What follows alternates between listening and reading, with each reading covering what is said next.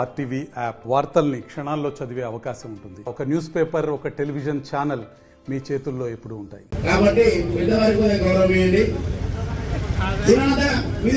కూర్చుండు, అందరు రావాలి. ఒక్కరు తీసి సరిపోతుంది. ఒక్కరు వీడియో తిండి, ఒకరు ఫోటో.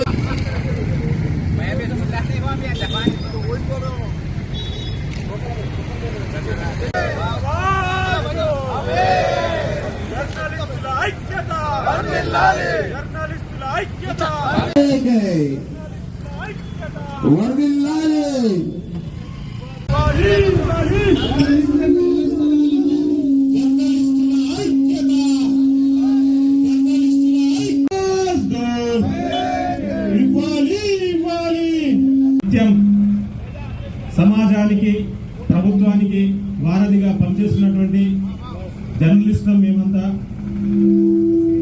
ప్రతి క్షణం ప్రజల కోసమే పాటుపడుతూ నిత్యం ప్రజా సమస్యలను ప్రభుత్వం దృష్టికి తీసుకొస్తూ వాటిని పరిష్కరించేంత వరకు మేము వెంటాడుతూ ప్రజా శ్రేయస్సు కోసం అనుక్షణం పాటుపడుతున్నాం.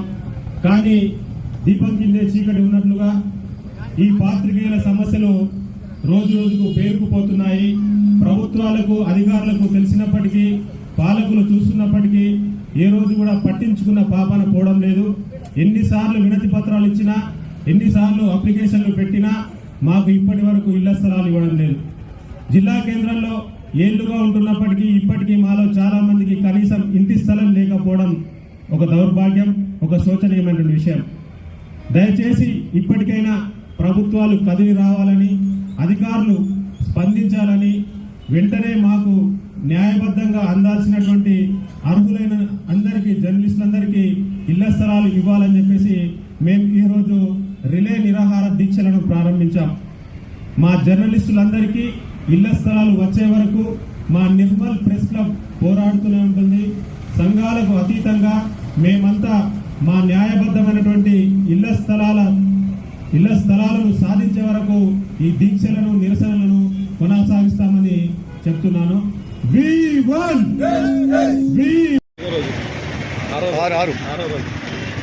మనము ఇళ్ల స్థలాల గురించి రిలే నిరాహార దీక్ష శిబిరాన్ని చేపట్టి ఈ రోజుకు దిగ్విజయంగా 6వ రోజుకు చేరుకుంది. మనం ఐకమత్యంతో ఇళ్ల స్థలాల గురించి రిలే నిరాహార దీక్షలు చేపట్టాం.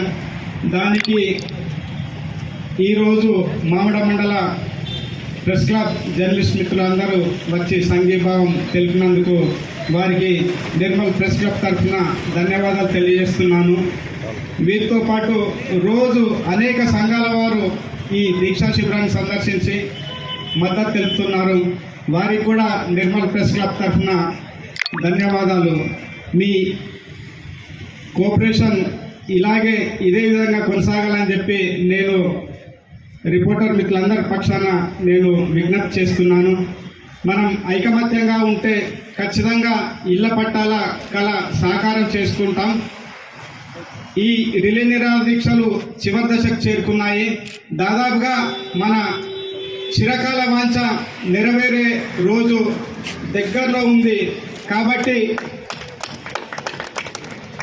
పట్టు విడవకుండా ఈ రిలే నిరాహార దీక్ష శిబిరాన్ని కంటిన్యూ చేద్దాం.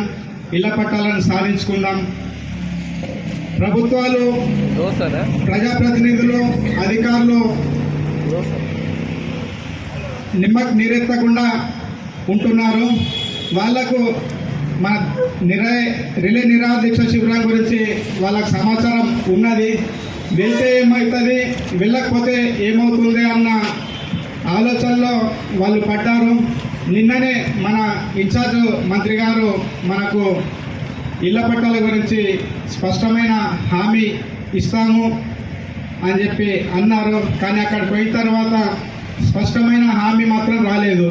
మన స్థానిక ఎమ్మెల్యే మహేశ్వర్ రెడ్డి గారు కూడా మీకు నిమ్మరసం ఇస్తాను, దీక్ష విరమించండి, నేను ఖచ్చితంగా ఇళ్ల పట్టాలు ఇప్పిస్తాను, ఫిబ్రవరిలో రేవంత్ రెడ్డి గారి పర్యటన సందర్భంగా సభాముఖంగా అనౌన్స్ చేయిస్తానని చెప్పి అన్నారు.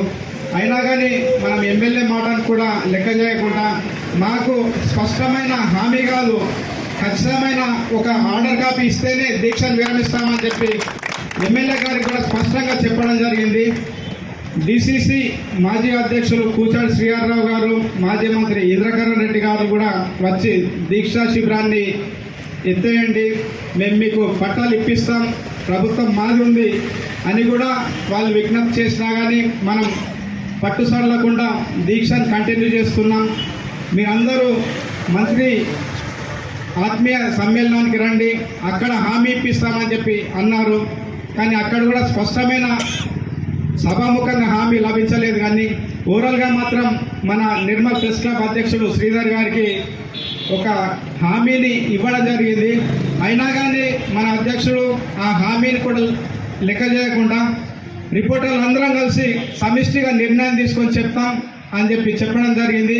ఈ సందర్భంగా శ్రీధర్ గారికి నేను ధన్యవాదాలు తెలియజేస్తున్నాను. మరిన్ని వీడియోస్ కోసం ఛానల్ ని సబ్స్క్రైబ్ చేయండి, లేటెస్ట్ అప్డేట్స్ కోసం వాట్సాప్ ఛానల్ ని ఫాలో చేయండి అండ్ లింక్ డిస్క్రిప్షన్ లో ఉంది.